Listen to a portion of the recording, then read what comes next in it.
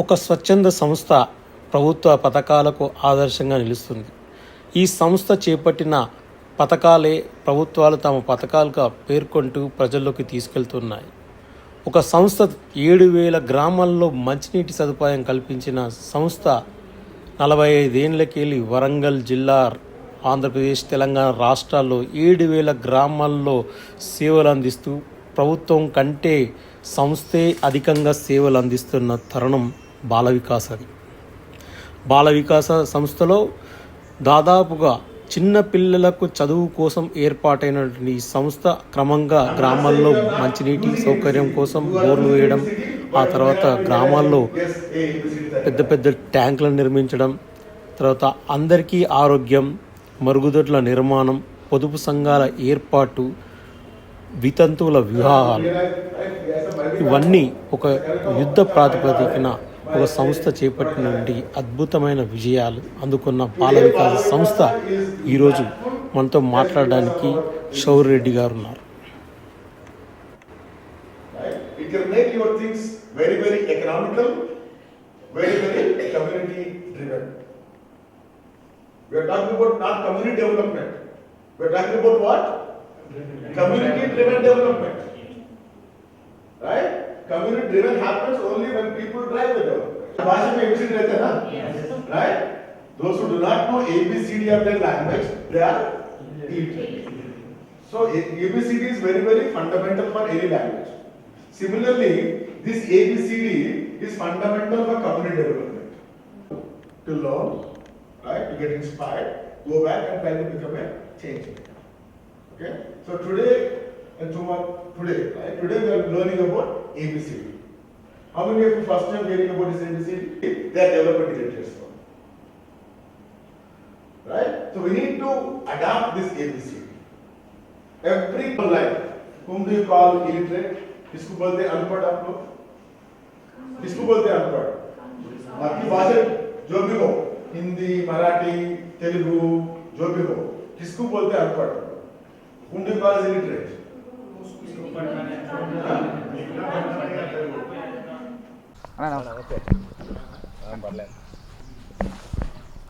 కేవలం పెడదాం పేరద్దాం.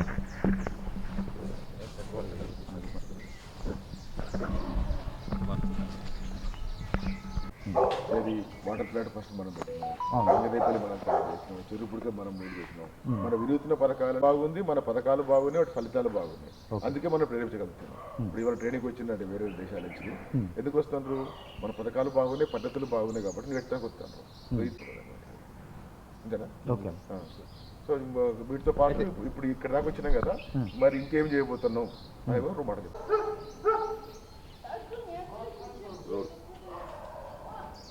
ఇప్పుడు మనం వరంగల్లోని బాల వికాస కేంద్రం దగ్గర ఉన్నాం. ప్రభుత్వానికి వారధిగా ఎన్నో స్వచ్ఛంద సంస్థలు ఉన్న బాల వికాసకు ప్రత్యేకత ఉంది.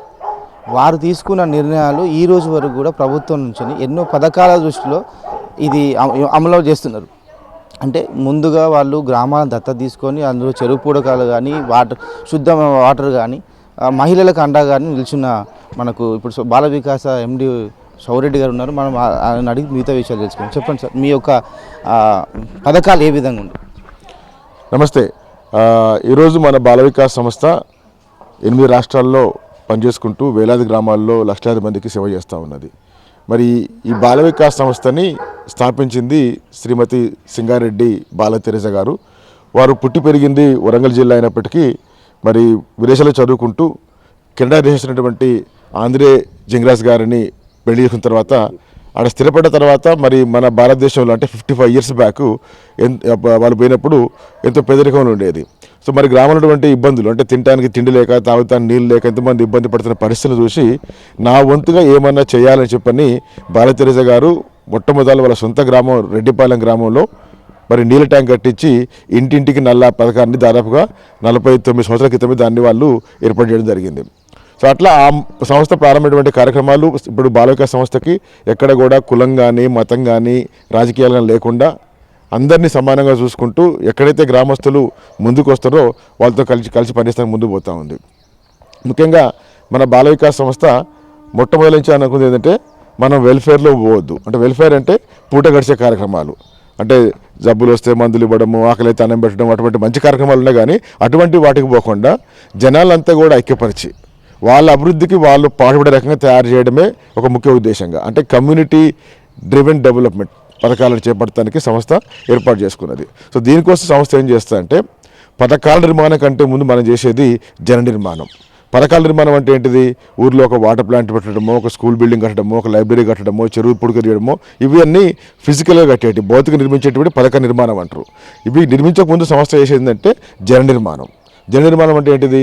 గ్రామంలోకి పోయి జనాలని ఒక తాటి మీద పట్టుకొచ్చి వాళ్ళలో ఒక మంచి అవగాహన ఏర్పాటు చేసి వాళ్ళకి ఐక్యత పట్టుకొచ్చి నాయకులను ఏర్పాటు చేసి నాయకుల్లో నాయకత్వం నింపిన తర్వాత వాళ్ళ అభివృద్ధికి వాళ్ళు పాటు రకంగా తయారు చేయడం సంస్థ యొక్క ప్రధాన ఉద్దేశంగా, ప్రధాన పద్ధతిలో ముందుకు పోతూ ఉన్నది.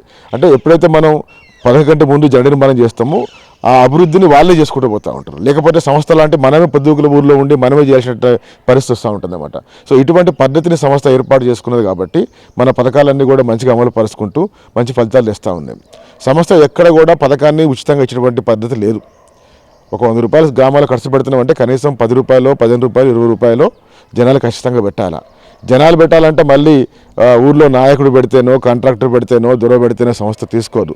ఇంటింటికి ఎవరైతే లబ్ధిదారులు ఉంటారో వాళ్ళందరూ కూడా ఇంటింటికి 100 రూపాయలు, 100 రూపాయలు వేసుకున్నప్పుడు ఆ పథకం మీద వాళ్ళకి ఒక ఓనర్షిప్ వస్తుంది, ఒక బాధ్యత వస్తుంది. రేపు పథకానికి ఏమైనా కూడా మళ్ళీ రూపాయి ఆటను వేసుకొని వాళ్ళు దాన్ని నిలబెడతానికి ఆస్కారం ఉంటుంది. కాబట్టి ఈ పద్ధతులు నమ్మి ఈ పథకాలన్నీ కూడా బాల వికాస్ సంస్థ ఈ విధంగా మనం చేసుకుంటూ పోతా ఉన్నాం. సో మనం చేసే పథకాలలో ముఖ్యంగా మహిళాభివృద్ధి పథకాలు. అంటే ప్రభుత్వాలు డ్వాక్రాలు పెట్టకముందే ఒక 40 ఇయర్స్ బ్యాకే బాల వికాస్ సంస్థ 1600 గ్రామాలలో మహిళా సంఘాలు ఏర్పాటు చేసి లక్షలాది మందికి మరి వాళ్ళ సమగ్ర అభివృద్ధికి సంస్థ ప్రయత్నం చేసింది. దాంట్లో ముఖ్యంగా మహిళలు పైకి రావాలంటే వాళ్ళకి మంచి తలబలం కావాలా, మంచి గుణబలం కావాలా, సంఘబలం కావాలా, ధనబలం కావాలా, ఇట్లా 4 బలాలు వచ్చే రకంగా వాళ్ళని ఏర్పాటు చేసి ఇవాళ ఎట్లా ఉందంటే ఒకరోజు ఇంటి నుంచి బయటకు వచ్చడానికి భయపడేటువంటి మహిళ ఇవాళ వ్యాపారం చేసుకుంటూ గ్రామాల నాయకత్వం వహించుకుంటూ అటు కుటుంబాభివృద్ధితో పాటు గ్రామాభివృద్ధి కూడా చేసుకుంటూ ఒక మంచి పాత్ర పోయే రకంగా సంస్థ ప్రయత్నం చేస్తూ ఉన్నది. దాంతోపాటుగా ఈ మహిళలతో పనిచేసే క్రమంలో వితంతుల యొక్క సమస్యలు మా బాల వికాస్ సంస్థకి కనిపించినాయి.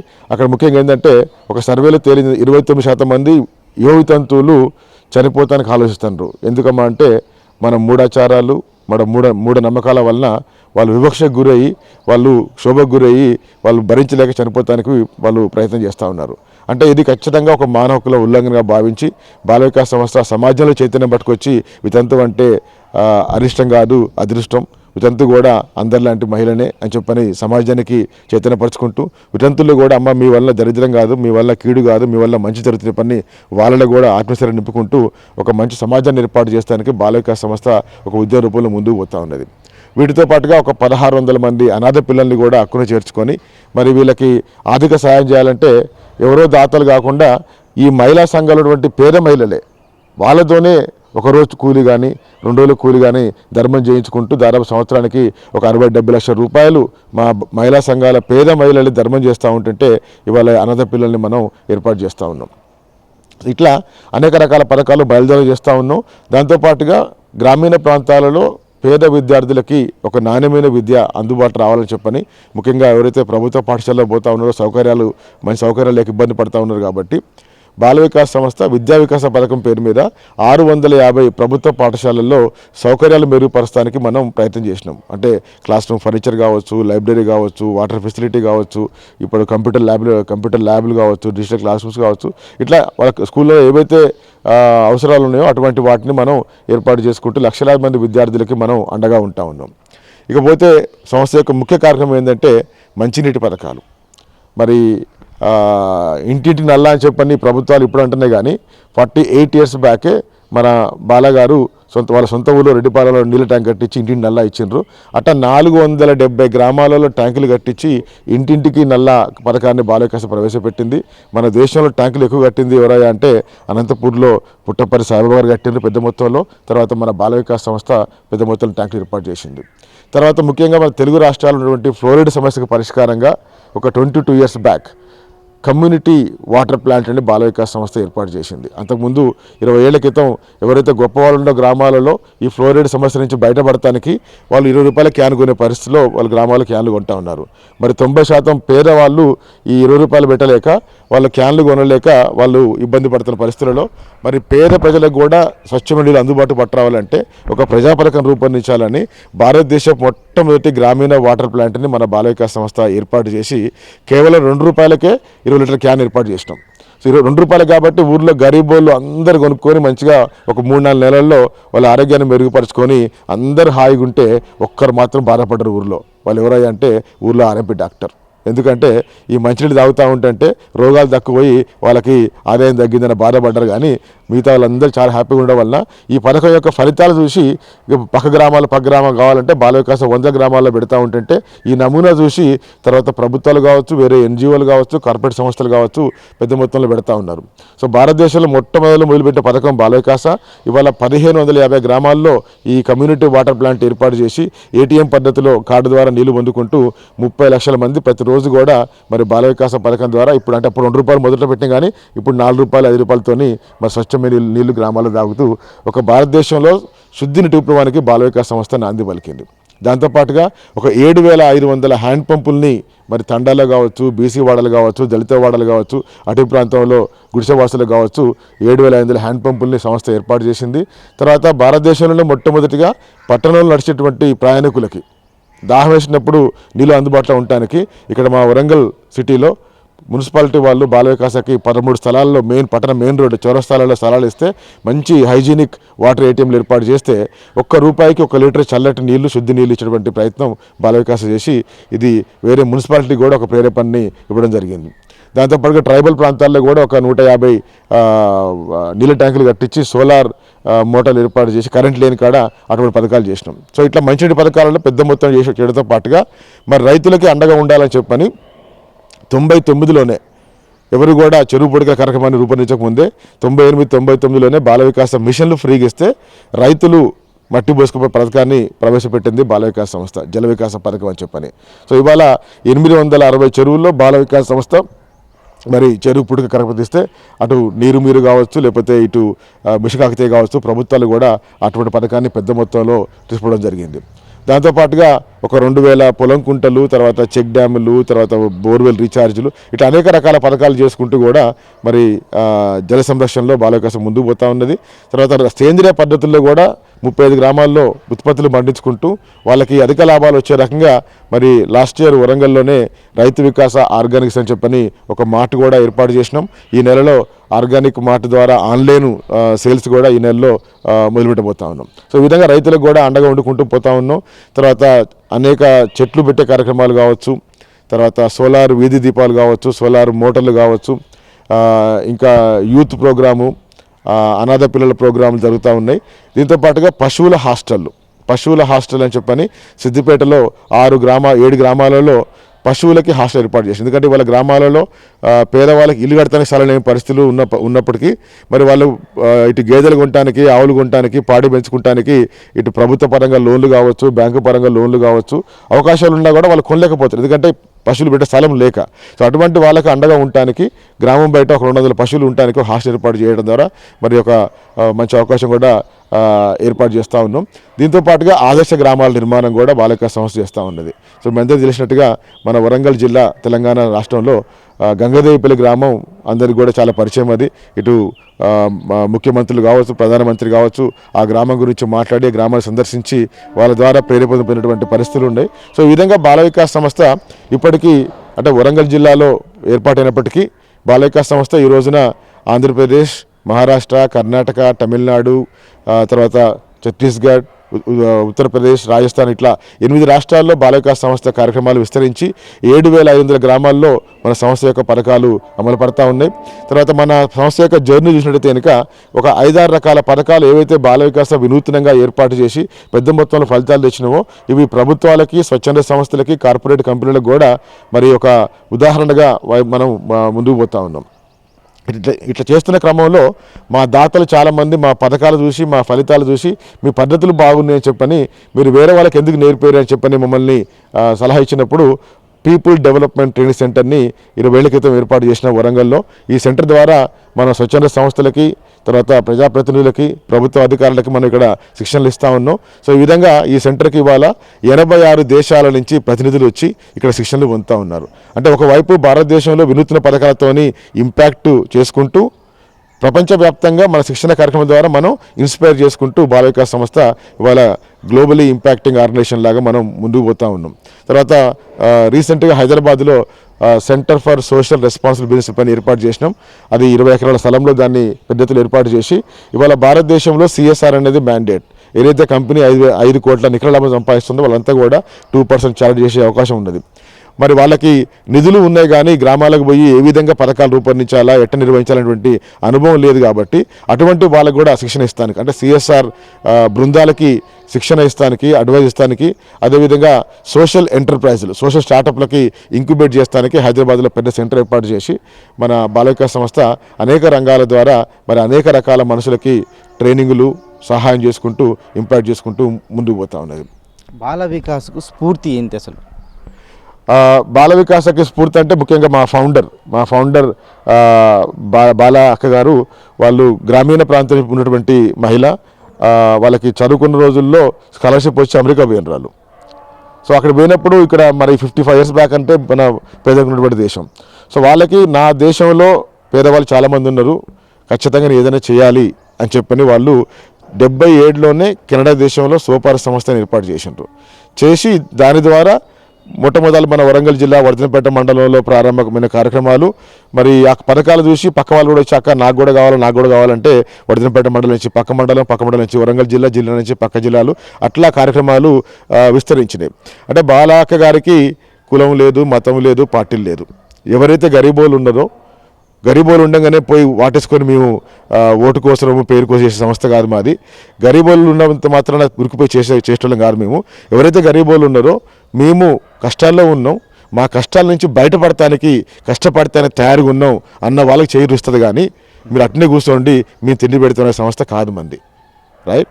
ప్రజల యొక్క సామర్థ్యాలు పెంపొందించి వాళ్ళ యొక్క ఆలోచనలు మెరుగుపరిచి వాళ్ళ అభివృద్ధికి వాళ్ళు పాటుపడే రకంగా తయారు చేయడమే బాల వికాస్ సంస్థ యొక్క ముఖ్య ఉద్దేశం. అట్లా చేస్తున్నాం కాబట్టి మా పథకాలు మంచి జరుగుతున్నాయి, ఫలితాలు బాగా వస్తున్నాయి, ఇవాళ అభివృద్ధి అనేది ముందుకు పోతూ ఉన్నాయి. ఇప్పటి వరకు మీరు తీసుకున్న పథకాలు ఒకవైపు ఉంటే ఇక భవిష్యత్తులో ఎలాంటి నిర్ణయాలు తీసుకోబోతుంది బాల వికాస్? సో అంటే మన సంస్థ ఇప్పుడు అనేక సంవత్సరాలుగా గ్రామాల్లో పనిచేస్తూ ఉంది కదా. ముఖ్యంగా ఈ మధ్యలో మనం డిస్కస్ చేసుకునే బాగా ఏంటంటే ఇవాళ దేశ అభివృద్ధి కావాలంటే గ్రామం అభివృద్ధి కావాలా. మరి గ్రామం అభివృద్ధి కావాలంటే గ్రామ పంచాయతీ పటిష్టంగా ఉండాలా. గ్రామ పంచాయతీ పటిష్టంగా ఉండాలంటే సర్పంచ్ బాగుండాలి. సో మేము అనేక గ్రామాలు సర్పంచ్లు పనిచేస్తూ ఉంటాం, చూస్తూ ఉంటాం కదా. ఇవాళ గ్రామాలు అభివృద్ధి కావటం లేదంటే కారణం నిధులు లేకని కాదు, నాయకులు లేకని కాదు. ప్రతి గ్రామంలో నాయకులు ఉన్నారు. ఇక్కడ దురదృష్టం ఏంటంటే నాయకుల్లో నాయకత్వం లేక గ్రామాల అభివృద్ధి అనేది కుంటుపడతా ఉన్నది.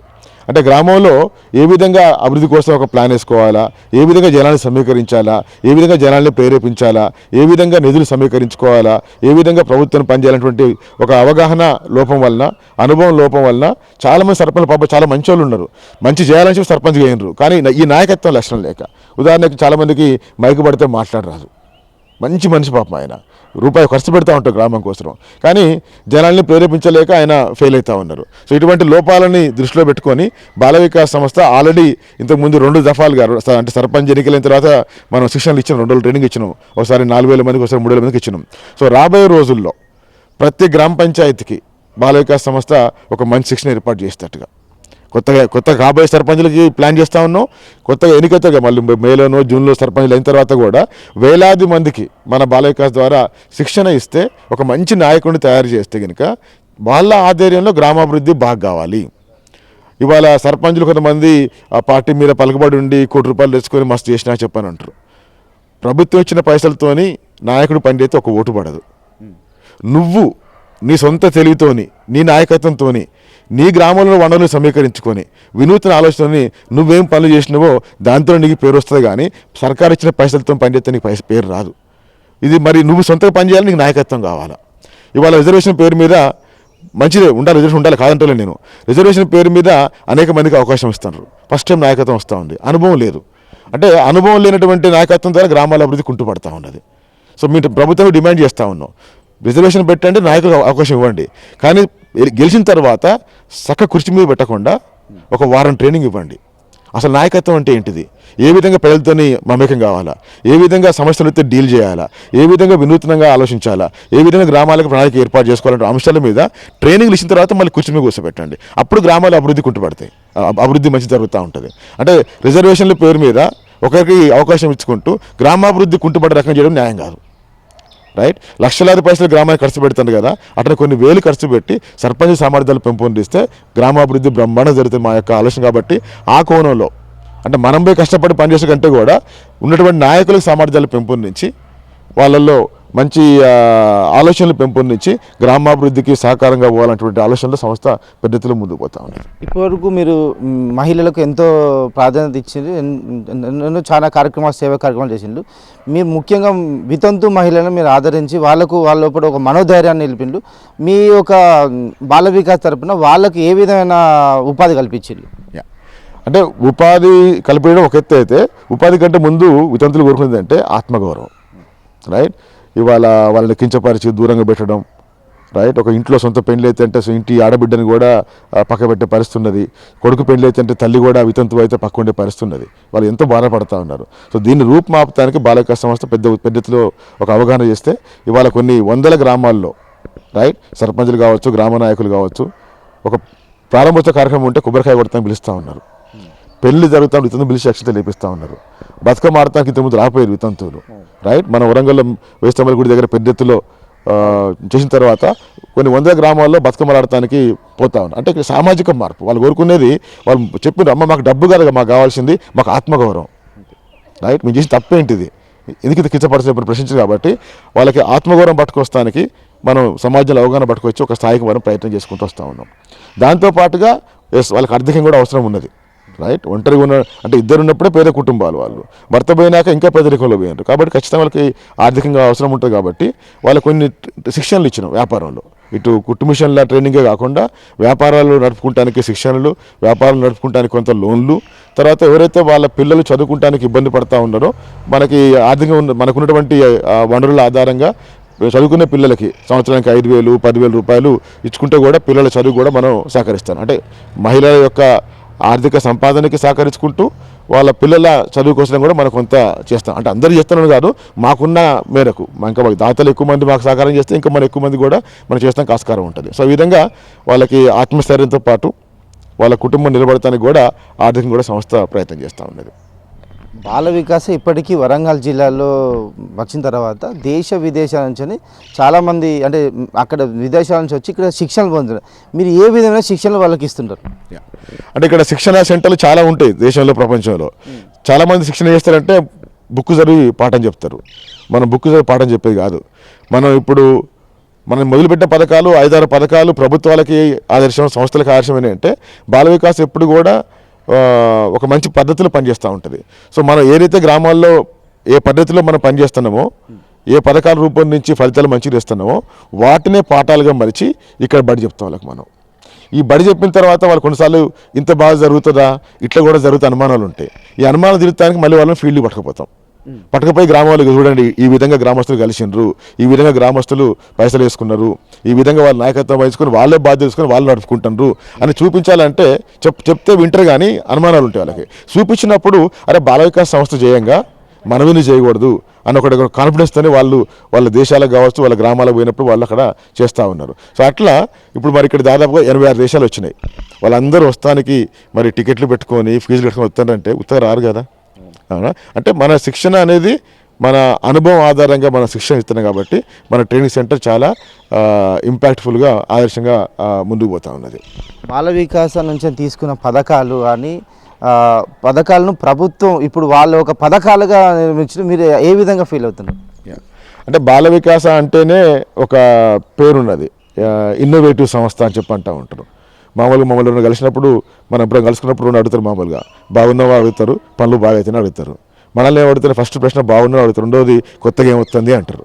అంటే జనాలకి బాల వికాసం అంటే కొత్తది ఏదో పట్టుకొస్తారు అన్నటువంటి ఒక అభిప్రాయం ఏర్పడ్డది. కాబట్టి మా సంస్థ కూడా ఎప్పుడు జనాల్లో ఉంటుంది, ఎప్పుడు కూడా మంచి మార్పు కోసం ప్రయత్నం చేస్తూ ఉంటాం. కాబట్టి మా ఆలోచనలు భిన్నంగా ఉంటాయి, మా పథకాలు భిన్నంగా ఉంటాయి, మా ఫలితాలు కూడా భిన్నంగా ఉంటున్నాయి. కాబట్టి ఈ సంస్థ ఈ రోజున ఈ స్థాయికి ఎదుగుతానికి ఒక ముఖ్య కారణం కూడా సంస్థ ఎప్పటికప్పుడు ఇన్నోవేటివ్గా వండుకుంటడం, రైట్. సో అట్లా రాబోయే రోజుల్లో కూడా సంస్థ మరింత ఇన్నోవేటివ్గా వండుకుంటూ కొత్త పథకాలని పట్టుకోవడానికి సంస్థ ప్రయత్నం చేస్తూ ఉంటుంది. ఇప్పటివరకు మీరు అంటే ఇంకా ఏదైతే చేస్తే ప్రజలకు బాగుంటారనే విషయం మీద మీరు ఏమైనా ఆలోచన చేశారా? అదే ఇందాక చెప్పినట్టుగా గ్రామీణ ప్రాంతాలలో నాయకత్వాలను నిర్మాణం చేయడం ఒకటైతే, గ్రామ పంచాయత్ ఇంక్యుబేషన్ పథకాన్ని కూడా మొదలు పెడుతున్నాం. అంటే ఒకవైపు ట్రైనింగ్ ఇవ్వడం ఒకటైతే ఇచ్చి ట్రైనింగ్ పంపిస్తాం, రెండోది గ్రామాలకు పోయి మనం వాళ్ళకి హ్యాండ్ హోల్డ్ చేయడం కూడా. ఇక్కడ నేర్చుకున్న పాఠాలని గ్రామాల్లో ఏ విధంగా అమలు పరచాలని కూడా, అంటే శిక్షణ కాగానే చేయలేరు చాలామంది. కాబట్టి శిక్షణ పొందిన వాళ్ళకి కొన్ని ఎంపిక చేసిన గ్రామాలకు పోయి ఆ గ్రామాల్లో ఏ విధంగా అమలు పరచు. ఉదాహరణకి మన పంచాయతీ చట్టం ప్రకారంగా ప్రతి గ్రామ పంచాయతీకి విలేజ్ డెవలప్మెంట్ ప్లాన్ అనేది మ్యాండేట్, కానీ వాళ్ళు చేసుకోలేకపోతున్నారు. చట్టం ఉన్నా ఒక నిబంధన ఉన్నా కానీ చేసుకోలేకపోతున్నారు. కాబట్టి అటువంటి వాళ్ళకి బాల వికాస్ సంస్థ వాళ్ళ గ్రామాలకు పోయి ఏ విధంగా గ్రామానికి విజన్ ఏర్పాటు చేసుకోవాలా, ఏ విధంగా ప్లాన్ చేసుకోవాలని చెప్పని, దాంతోపాటుగా ఒక 1 year పాటు వాళ్ళతో కలిసి నడిచేటువంటి ప్రయత్నం కూడా సంస్థ చేస్తూ ఉన్నది. మరి ముఖ్యంగా యూత్ పథకాలు కూడా చేస్తానికి బాల వికాస్ ప్లాన్ చేస్తాం. ఎందుకంటే ఇవాళ భారతదేశంలో అత్యధిక జనాభా యూత్. మరి యూత్ అందరు కూడా బాగా చదువుకొని మంచి నౌకరు అంటారు. ఇది ఇంపాసిబుల్, రైట్. మంచి చదువుకున్నంత మాత్రాన మంచి నౌకరు వస్తున్న గ్యారెంటీలు, ఎందుకంటే ప్రభుత్వం ఇవ్వలేదు, ఉన్న కంపెనీ కూడా ఇవ్వలేదు. అంత జనాభా మన దేశంలో ఉంది. కాబట్టి ఖచ్చితంగా యూత్ వ్యాపారం వైపు మళ్ళాలి. వ్యాపారాల్లో శిక్షణ, వ్యాపారాల అవకాశాలు కల్పించడం, అందుకని బాల వికాస్ సంస్థ స్టార్టప్ ఇంక్యుబేషన్ పథకాన్ని మనం ఏర్పాటు చేస్తూ ఉన్నాం. సో దీనికోసం కాలేజీలకు పోయి కూడా బాల వికాస్ సంస్థ సెమినార్లు, వర్క్షాపులు పెట్టి యూత్ని వ్యాపారం వైపు మళ్లించడం, వ్యాపార ఆలోచనలు పట్టడం కూడా సంస్థ ప్రయత్నం చేస్తుంది. ఎందుకంటే రాబోయే రోజుల్లో యూత్కి ఆంటర్‌ప్రెన్యూర్‌షిప్ అనేది చాలా చాలా ఇంపార్టెంట్ మనకి. అది థ్యాంక్ యూ అండి. మీ బాల వికాస్ తరపున ఇంకా మరెన్నో కార్యక్రమాలు చేయాలని మేము కూడా కేటీఎంస్ తరపున కోరుకుంటాం. Thank you. ఇది బాల వికాస వాళ్ళు సాధించిన విజయాలు. ఇప్పటికే ప్రభుత్వాన్ని సైతం ఆలోచింపవేసే విధంగా వారి పథకాలు ఉన్నాయంటే ఇది బాల వికాసకి సొంతం. కెమెరామెన్ నయంతో దిలీప్, కేటీఎంస్ టీవీ.